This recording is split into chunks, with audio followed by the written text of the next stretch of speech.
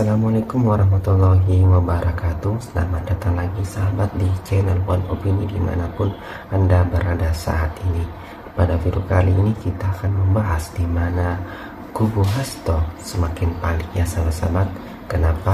Karena Prof Mahfud MD membela secara terang-terangan bahwa apa yang dituduhkan oleh Pak Jokowi kepada dirinya tentang pelemahan KPK itu adalah hoaks.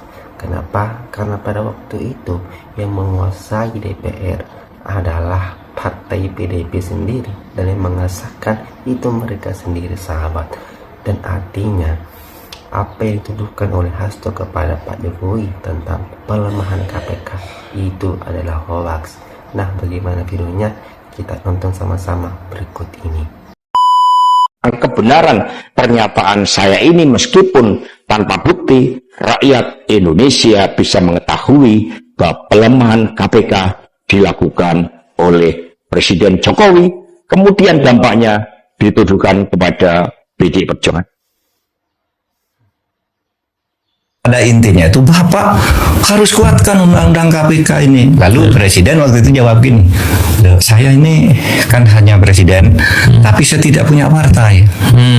DPR-nya sudah mutus gitu, saya kan tidak menolak. Ini demokrasi. Ini Presiden waktu itu.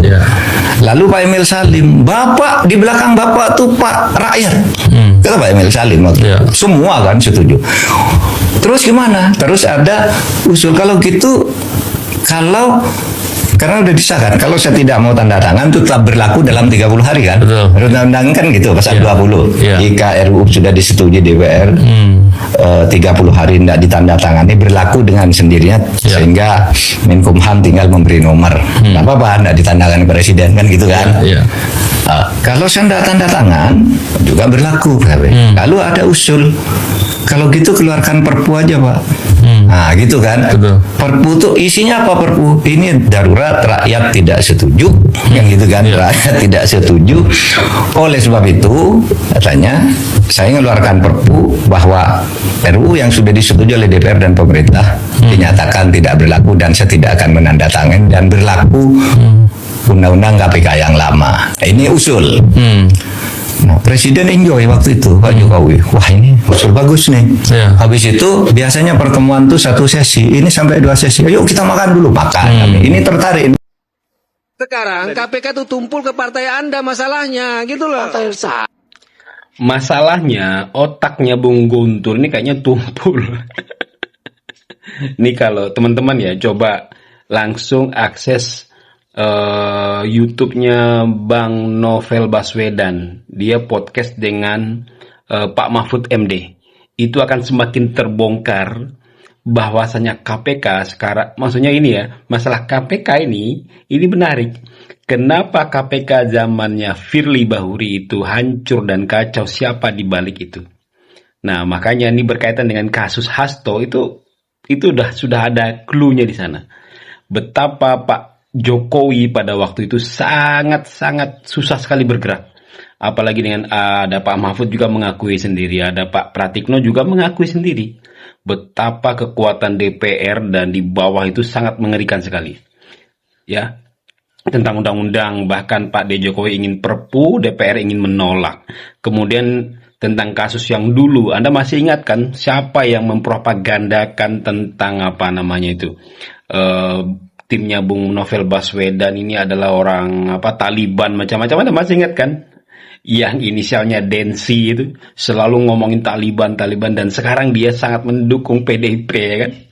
Nah, jadi sebenarnya clue-cluenya udah kelihatan ya. Jadi kita semakin terang clue-cluenya. Ya. Jadi KPK zaman Firly Bahuri itu sangat mesra dengan PDIP kayaknya kan, sehingga kasus Hasto bisa selamat pada waktu. Terbukti dengan omongannya si Guntur ini, KPK sekarang tumpul karena tidak bisa mengurus kasus yang dekat dengan partai Anda. Nah, waktu sebelumnya berarti KPK juga tumpul, hanya ngurusin partai orang lain. Guntur.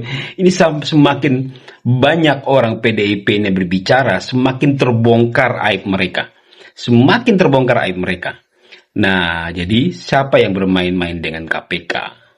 siapa yang bermain-main dengan KPK, siapa yang bermain-main dengan hukum, itu semakin terbongkar semuanya. Jadi omongannya Bung Hasto tentang ini Jokowi yang nyeting, itu semua tidak terbukti. Anda langsung ke channelnya Bang Novel Baswedan, dengarkan di sana. Di situ sangat terang sekali. Kalau Anda tidak bisa mengambil kalau Anda masih nggak bisa juga mengambil hikmah atau pemikiran Bang Novel dengan Pak Mahfud di sana, berarti Anda memang tolol banget, goblok banget otaknya, tumpul otaknya, nggak bisa memahami itu. Coba, itu udah kelihatan clue-nya semua itu. Siapa yang nyeting KPK ya? Yang nyeting KPK dilemahkan tuh siapa? Bagaimana proses terjadinya? Siapa lagi kalau bukan? Ya, orang-orang yang di Senayan. Dan di Senayan itu siapa partai yang paling berkuasa? Ya, Anda tahu sendiri. Gitu ya. Mas Arif. Iya, Mas. Lagi ngombe, Mas Arif. Minum aqua. Oh, Mas Arif. Ya. Ini menjelang Lebaran ini. Gimana menurut Mas Arif? Ya, politik menjelang Lebaran ini, ekonominya, terus kemarin peluncuran grup dan penilaian Pada Jokowi. kepada Pak Jokowi, gimana Mas? Pertama nih Mas, saya mau memberikan pendapat tentang Pak Joko Widodo. Ya. Bahwa pengorbanannya Pak Jokowi alias Joko Widodo itu sangat besar Mas, terhadap terpilihnya Prabowo sebagai Presiden. Mas. Kenapa tahu nggak, Mas? Kenapa itu Mas Arif? Satu Mas, dia sudah mengorbankan diri untuk dipecat dari PDI Perjuangan Mas. Oh, itu ya politiknya Mas Arif ya. Yang kedua, setiap hari dia dicaci maki, dihina, difitnah Mas, oleh masyarakat yang nggak tahu jelasnya kemana tuh masyarakat. Yang ketiga Mas, dia memberikan buah hati tersayangnya Gibran Raka Buming Raka untuk mendampingi Prabowo Mas. Waduh, betul-betul. Dan yang keempat Mas, muncul kata-kata setelah dia nggak menjabat presiden lagi, adili Jokowi Mas. Padahal apa yang mau diadilin? Dia sudah berkorban penuh untuk Prabowo Mas, berkorban untuk bangsa ini Mas. Iya Mas Arif ya. Ya kan? Iya. Kasihan saya. Dia itu pengorbanannya sangat besar sekali Mas, terutama untuk Prabowo Mas. Iya ya. Karena itu Mas, saya sebagai kader Gerindra meminta kawan-kawan Gerindra untuk siap melindungi dan membela Jokowi Mas. Karena Pak Jokowi itu adalah orang yang paling berjasa akan terpilihnya Presiden Prabowo sekarang. Ketua Umum Partai Gerindra sebagai Presiden Republik Indonesia. Apalagi Danantara Mas. Iya. Danantara itu adalah Mas, masa depannya Indonesia Mas. Oh gitu Mas Arif. Untuk anak cucu-cucu Mas.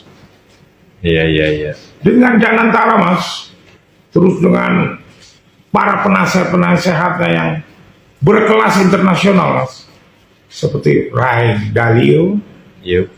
mantan Perdana Menteri Thailand Thaksin Srinarwata, Ya. terus ada Profesor Jeffrey Sachs, terus siapa lagi itu, Chapman siapa, gitu kan Mas, ya.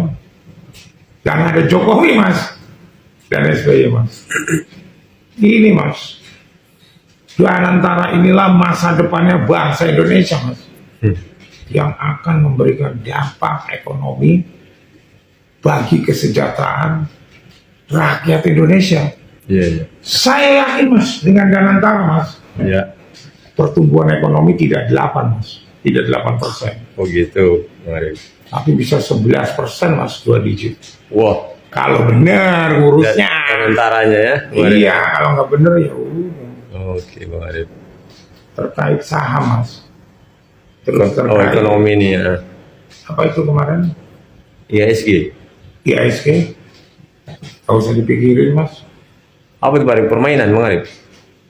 Ya banyak dana jumbo asing keluar. Itu dana hasil korupsi kok mas, yang ditaruh di luar negeri beli saham terus balik lagi. Keluar lagi. Gak usah dipikirin mas. Oke. Karena kita udah punya dana tara mas. Oke Mas Arif. Aset yang ada di bursa saham kita itu mas, bursa pun kalah mas sama asetnya dana tara. Oke. 14.000 triliun. Wah, kita dukung lah Bang Arif. Ya, Ya Mas Arif. oke mas.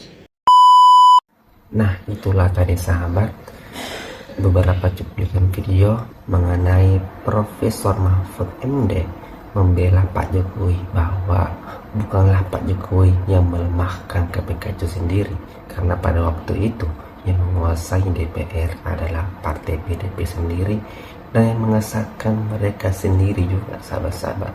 Nah, bagaimana pendapat Anda? Terbongkarkan sekarang? Silahkan komentar di bawah. Jangan lupa like dan subscribe. Sekian dan terima kasih.